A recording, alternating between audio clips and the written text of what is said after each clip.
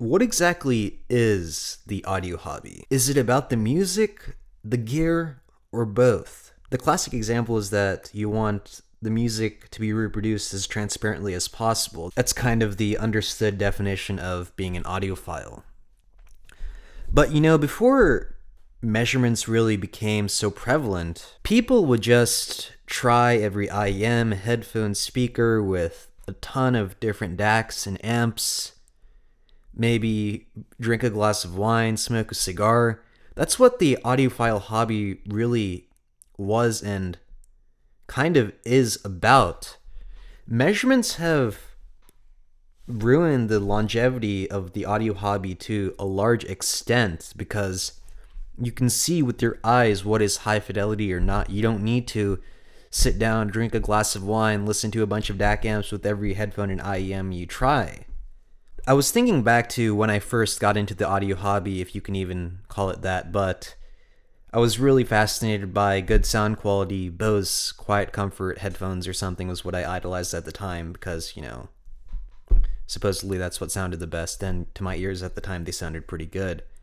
And this was a long time ago, so there was no Harman Target or anything at the time.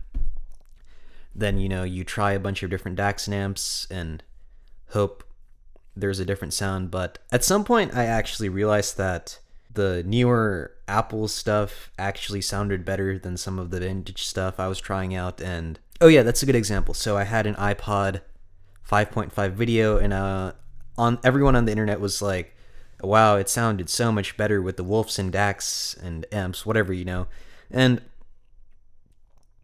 after comparing it for a while, I actually realized that the newer iPhones actually sounded better, more transparent. The old iPod, had a high output impedance, trash frequency response.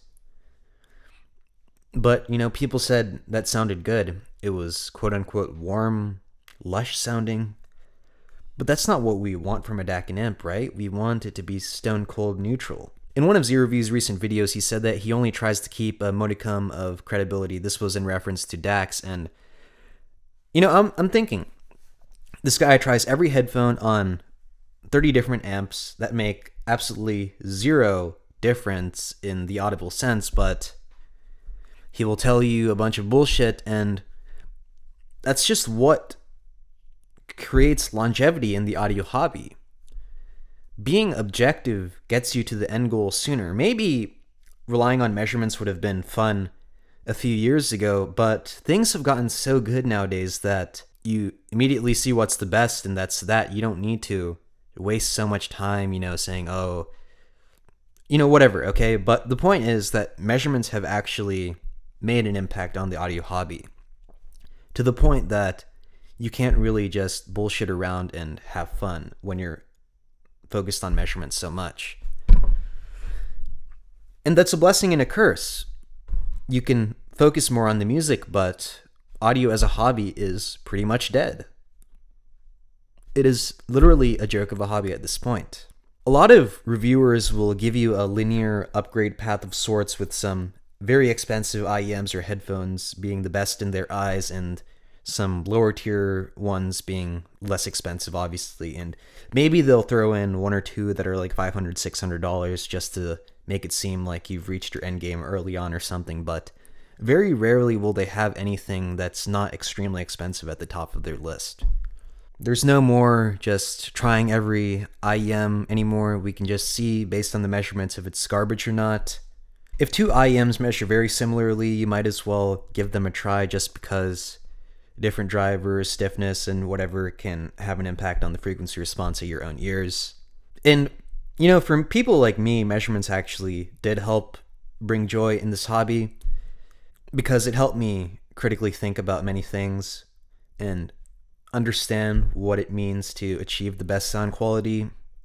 If it weren't for measurements, I would just be running around trying every headphone, DAC and amp, cable, whatever. It's just so stupid how terrible this hobby is. There are so many snake oil merchants, Abyss, AudioQuest. It's seriously just so stupid, man. Real Audio Reviews has sent me his 64 Audio U12T, so I'm going to review that soon. will be interesting, hopefully. It would be the most expensive IEM I've ever heard. I'm just thinking about so many people this applies to. Every reviewer, Golden Sound, just talks about DAC amps endlessly, planar magnetic, dynamic driver, electrostatic, oh. Audio fidelity is not that complicated, but it does take some studying to understand what it really means. And honestly, I feel that once you're at a point that you understand everything, you kind of just leave the hobby. There's no point just trying so much bullshit endlessly. And, there are some people who make this a job. I mentioned Z Reviews earlier. It's kind of hard to tell if he actually believes in what he's saying or not, but it really is just a job for him to review stuff, talk about DACs and amps endlessly, cables, whatever. Or you can even be on the objective side, making IEMs and headphones. But as a hobby, not idolizing headphones, IEMs, DACs and amps, and cables for things they are not, limits the longevity severely of this hobby. I feel like I'm about done at this point. I've covered pretty much everything there is to with IEMs and headphones. I can't think of any notable video ideas for scientific concepts and such, and I'm not really interested in spamming reviews for a bunch of random IEMs and earphones. That's not what this channel has ever been about. Anyways, if you agreed with this video, be sure to like and subscribe. I'll see you guys next time. I'm out. I'd like to give a shout out to Moonolos, Ninja Coma 3, Hunter, Vsauce 4, Linexternal, Wadeacre, Sinivri, Tripped, and Fofo. Thank you guys for supporting the channel. I really appreciate it. If anyone else wants to support, please be sure to join the Patreon or the YouTube membership, link down below.